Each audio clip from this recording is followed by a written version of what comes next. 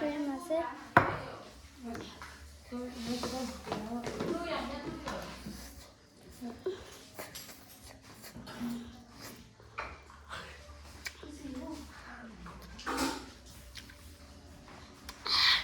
비슷한 맛을